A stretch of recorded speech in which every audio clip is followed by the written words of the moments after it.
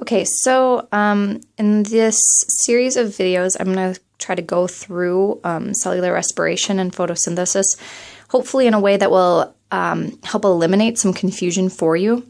So this first image that I've drawn is pretty much straight out of your textbook. And I like this image because it kind of puts everything into perspective. Like, why do we care about cell resp and photosynthesis? And where is it going, and what is it going to do for us as we talk about organisms and ecosystems later on. So this picture shows energy flow and chemical cycling in ecosystems. So basically what they want to show you is that if you consider this box to be an ecosystem, within that ecosystem and within organisms, you're going to have photosynthesis and cellular respiration occurring. And through this process, you are going to have energy flowing pretty much in one direction through that ecosystem, but your chemicals are going to keep cycling over and over and over again.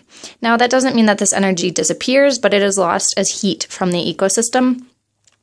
So you can say that energy is flowing in one direction and that your chemicals, or when we talk about ecosystems, we'll refer to them as nutrients, are recycling.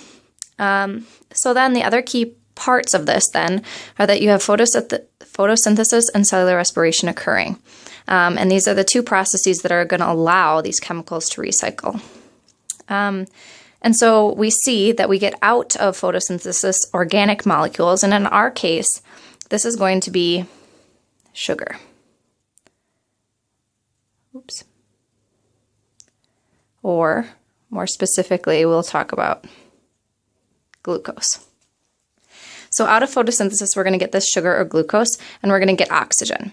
And now, bringing prior knowledge probably from learning about plants in elementary or middle school, you have heard, I'm sure over and over and over again, that plants give off oxygen that we use. So then the other key is that sugar that then consumers and plants themselves are going to also be able to use for cellular respiration.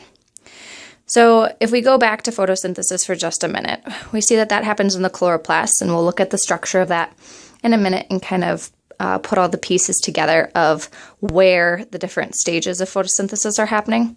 And then cellular respiration will happen in the mitochondria of cells. And just think of the mitochondria, the fact that we're always going to be making lots of ATP or usable energy in that process. And so this powers most of the cellular work, and that's why I put the words usable energy there. But so then out of cellular respiration, not only do we get ATP, which we use in the cells, but we also are going to get out carbon dioxide and water. And then these two molecules will go back into the process of photosynthesis, and it will all start again. So this is a good general overview.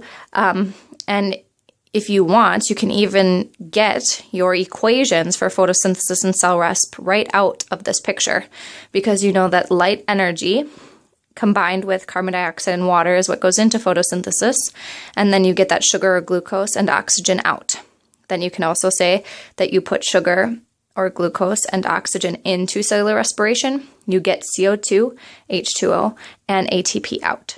So it's another way of also seeing those chemical formulas in action. Please watch the next video to see more specifically what's going in and what's coming out with the intermediates as well.